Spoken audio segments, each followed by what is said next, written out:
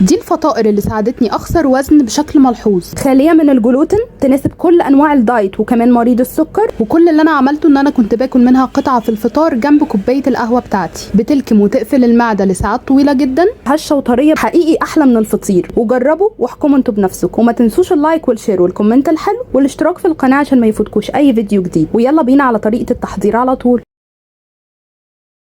بالنسبة للدقيق اللي أنا هستخدمه النهاردة هو دقيق جميع الاستعمالات الخالي جلوتين من شركة سنبلة الفرات، وده بيتكون من مجموعة من أنواع الدقيق زي مثلا دقيق الرز الأبيض ودقيق الرز البني، قشور السيليوم والصمغ العربي، يعني تشكيلة كده من الحاجات. ده مناسب جدا للناس اللي عندها حساسية من الجلوتين، انما ما يناسبش مريض السكر. فاستنوا بقى معايا واحنا بنشتغل هقول لكم على بدائل كتيرة جدا لنوع الدقيق ده. لو مش متوفر عندكم تقدروا تستخدموا ايه. يعني الوصفة دي هتناسب كل الناس ان شاء الله، الدايت العادي، الكيتو دايت، وكمان مرضى السكر. في طبق كده معايا هنزل اول حاجة بكوباية من الدقيق، وانا هستخدم الكوب المعياري الكبير. ده شكل الدقيق يا جماعة، بيبقى لونه ابيض كده، هو بديل للدقيق الابيض العادي بتاعنا. ده بقى بديله الخالي من الجلوتين. المفروض ان انت تقدري تعملي بيه اي حاجه، وعملنا بيه وصفات قبل كده للعيش مختلفه وللقرص. هاخد منه كوبايه. تمام، ادي كده كوبايه اهي. هضيف عليها بياض بيضه، والصفار هخليه لدهن الوش للفطائر عشان يبقى لونها كده ذهبي وحلو. رشه من الفلفل، رشه من الملح. هو عموما بياض البيض مش بيعمل ابدا زفاره. هستخدم المعلقه المعياريه الكبيره دي، هاخدها كده عباره عن خميره فوريه، وانا بستخدم خميره دريم، وعارفه ان هي ما شاء الله بتبقى ناجحه جدا.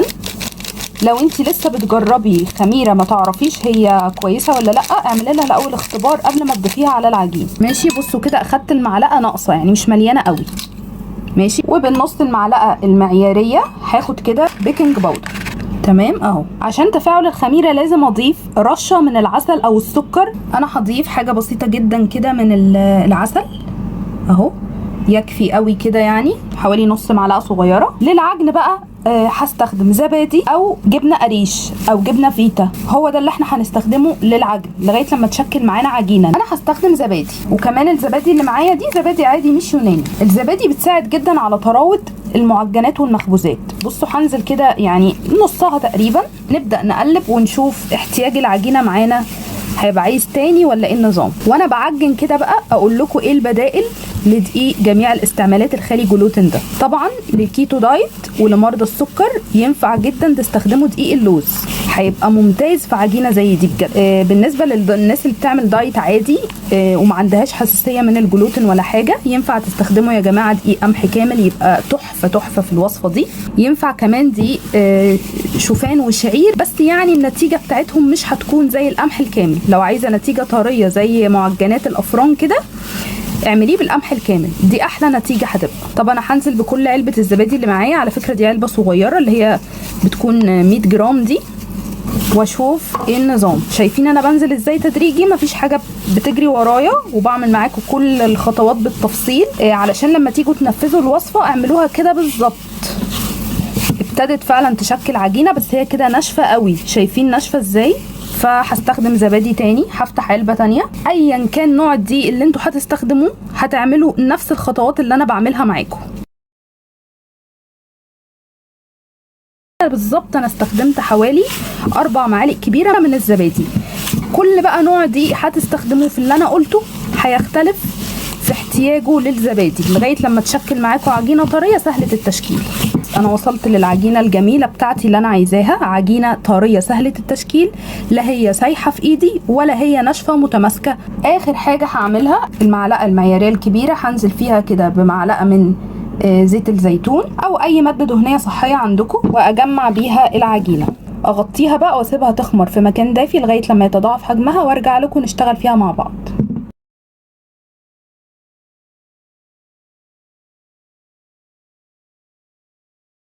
نرجع بقى للعجينه بعد ما سبتها تخمر براحتها خالص. ده بيكون شكلها ما شاء الله، شايفين تحفه، مليانه بالهواء.